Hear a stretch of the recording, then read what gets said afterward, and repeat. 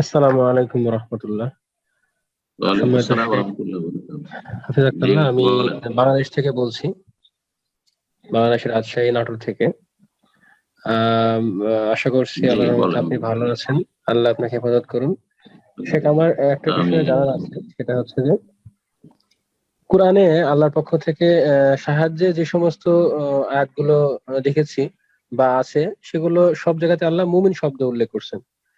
আবার সূরা হুজুরাতে আল্লাহ ১৪ হুম, নম্বর আয়াতে একটা আয়াতে বলছেন যে যখন বেদুইনরা ঈমান আনার কথা বলল, আল্লাহ তখন তাদেরকে ঈমানকে অস্বীকার করে বা বললেন যে তোমরা কেবল ইসলাম গ্রহণ করেছো বা মুসলিম হয়েছো, এই কথা বলো, কারণ এখনো ঈমান তোমাদের অন্তরে প্রবেশ করেনি। হুম, হুম, আবার সূরা আল ইমরানের ১০২ নম্বর সেই। আয়াতে আল্লাহ ঈমানদারগণকে সম্বোধন করে বলছেন যে তোমরা আল্লাহকে ভয় করো যেমন ভয় করা উচিত, এবং তোমরা মুসলিম না হয়ে মৃত্যুবরণ করো না।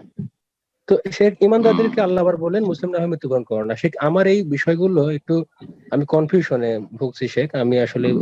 স্পষ্ট বুঝতে পারছি না, যদি একটু বিস্তারিত বলতেন যে আল্লাহ এখানে মুমিনদের সাহায্যের কথা উল্লেখ করলেন, আবার মুমিনদেরকে ইমানদার না মুসলিম না হয়ে মৃত্যুবরণ না করার কথা বললেন। একটু যদি স্পষ্ট করে বলতেন শেখ, এটুকু আমার প্রশ্ন ছিল। জি, বুঝে নিয়েছি। ইমাম ইবনে তাইমিয়া রাহিমাহুল্লাহ একটি উক্তি রয়েছে, সেটা যদি আপনি শুনতেন বা জানতেন তাহলে সংশয় দূর হয়ে যেত। তিনি বলেছেন, ঈমান ইসলামে পার্থক্য আছে কিনা। বলেছেন যে এই দুটো শব্দ ঈমান এবং ইসলাম এজাজতামা ইফতারাকা ওয়া ইজাফতারাকা ইজতামা।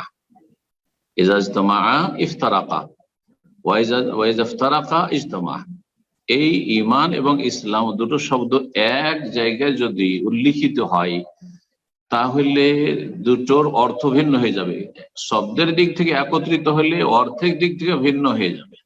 অর্থ দুটো আলাদা আলাদা, ঈমানের অর্থ আলাদা, ইসলামের অর্থ আলাদা। আর শুধু ঈমানের কথা কোথাও যদি বলা হয় ইয়া আইয়ুহাল্লাযীনা আমানু, তাহলে মুমিন মুসলিম দুটোই অর্থ। আর হে মুসলিমগণ, আইয়ুহাল মুসলিমুন, তাহলে মুমিন মুসলিম দুটোই। শুধু ইসলাম, শুধু মুসলিম, শুধু ঈমান, শুধু মুমিন যখন বলা হবে তখন ইজতামা অর্থের দিক থেকে একত্রিত হয়ে যাবে, মানে মুমিন মানে মুসলিম আর মুসলিম মানে মুমিন। জি। তো আশা করি বিষয়টি সংক্ষেপে বুঝতে পেরেছেন। এখন আপনার বিষয়টা আরো ক্লিয়ার করি যে সূরা হুজুরাতে আল্লাহ যে বলেছেন কালাতিল আরাবু আমান্না, বেদুইনরা বলেছিল যে হে আল্লাহ রসুল, আমরা ঈমান নিয়ে এসেছি। হে নবী, তাদেরকে বলে দাও কুল্লাম তুমিনুন, তোমরা এখনো ঈমান নিয়ে আসতে পারোনি। ওয়ালাকিন কুলু আসলামনা, তবে তোমরা বলো যে আমরা আত্মসমর্পণ করেছি, আমরা ইসলাম নিয়ে এসেছি। যেহেতু তারা নিউ মুসলিম ছিল, এখন সদ্য সদ্য ইসলাম গ্রহণ করেছে অন্তরে, আর তারপরের অংশটুকু আরো ক্লিয়ার করে দিয়েছে আল্লাহ তাতে, ওয়ালাম্মা ইয়াদখুলিল ঈমানু ফি কুলুবিকুম, তোমাদের অন্তরে এখনো পরিপূর্ণরূপে ঈমান প্রবেশ করেনি। একটা লোক যখন নতুন মুসলিম হয় তখন সবাই একই রকমের না, অনেকে আছে প্রাথমিক স্তরে আছে, ইসলাম কবুল করেছে মানে আত্মসমর্পণ করেছে, মানে বাহ্যিক আমলের দিক থেকে স্বীকৃতি দিল, শাহাদা দিল, তার ৫ ওয়াক্ত সালাত করতে শুরু করলো, আর অন্যান্য যেসব জাহেরি বাহ্যিক আমলগুলি সবগুলি আমল করছে, রমজান চলে এসছে, রোজাও রাখছে, হয়তো রমজান ইসলাম কবুল করে রমজান রোজাও রাখছে, শ্যাম পালন করছে, কিন্তু অন্তরে ঈমান শক্তিশালী হয়েছে কিনা এটা আল্লাহ ভালো জানছেন। তো ওই বেদুইনদের সম্পর্কে আল্লাহ বলছেন যে প্রাথমিক স্তরে এখন ইসলাম কবুল করেছে, আত্মসমর্পণ করেছে, বাহ্যিক সারেন্ডার করেছে, ইসলামের ছায়াতলে এসেছে, এখন ঈমানের যেসব বিষয়গুলি রয়েছে সেগুলি তাদের অন্তরে শক্তিশালী হয়নি, বদ্ধপরিকর হয়নি। সুতরাং তারা যেই স্টেজ আছে তার চাইতে বেশি দাবি করেছে আমান্না, আমরা ঈমানদার হয়েছি, আমরা ঈমান নিয়ে এসেছি।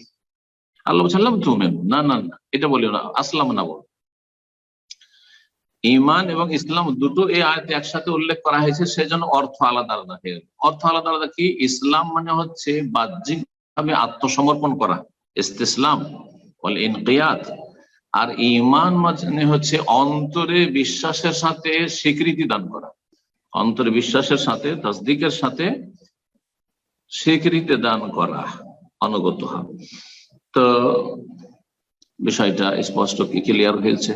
আল্লাহ রাব্বুল আলামিন এমনও বলেছে ইয়া আইয়ুহাল্লাযীনা আমানু আমিনু, হে ঈমানদারগণ তোমরা ঈমান নিয়ে আসো। তো ঈমানদার আবার কি করে ঈমান নিয়ে আসবে? তার মানে ঈমান কি আরো বৃদ্ধি করো, ইমান যেসব ভালো আমলের মাধ্যমে বৃদ্ধি হয় সেটা করো, এবং ইমানের নবায়ন করো। ইমানের নবায়ন, যত ভালো কাজ করবেন তত ইমানের নবায়ন হবে, আপডেট হবে। তো এইভাবে বিভিন্ন আয়াতগুলিতে আল্লাহ রাব্বুল আলামিন বর্ণনা করেছেন। সংক্ষেপে, ইমানের সম্পর্ক হচ্ছে ভিতরের সাথে, আর ইসলামের সম্পর্ক হচ্ছে বাহিরের সাথে। তো একটা লোক নতুন যখন ইসলাম গ্রহণ করে, তো বাহ্যিক ভাবে সে তো ইসলামের বিধিবিধান পালনের জন্য শাহাদাত দেয়, আশহাদু আল্লা ইলাহা ইল্লাল্লাহ ওয়া আশহাদু আন্না মুহাম্মাদুর রাসূলুল্লাহ, তুমি এটা মানো, এটা মানো, এটা মানো, সব মানি। কিন্তু অন্তরের খবর আল্লাহ ছাড়া কেউ জানে না। তো এই জন্য সেখানে বলা হয়েছে যে তোমরা বলো আসলাম না, ইসলাম গ্রহণ করেছো। ইমানের বিষয়টি তো অনেক সময় পুরোপুরি ইমান মজবুত হতে সময় লাগে। মক্কা বিজয়ের সময় যারা ইসলাম গ্রহণ করেছিল সবাই একই স্তরে ছিল না। যারা যখন মুসলিমরা দুর্বল ছিল তখন ইসলাম কবুল করেছে, হ্যাঁ তাদের ইসলামটা খাঁটি ইসলাম, তাদের ইমানটা হচ্ছে খাঁটি ইমান। কিন্তু মক্কা বিজয় হয়ে গেল, এখন কিছু লোক তো স্বেচ্ছা ইসলাম গ্রহণ করলো, কিছু লোক দেখলো যে না রে পরিস্থিতি খুব খারাপ, এখন ইসলাম গ্রহণ করে নিতে হবে। প্রাথমিক অবস্থায় শুধু আত্মসমর্পণই করেছিল, ইসলাম তাদের মধ্যে পাওয়া গেছিল, কিন্তু ধীরে ধীরে ধীরে ধীরে তাদের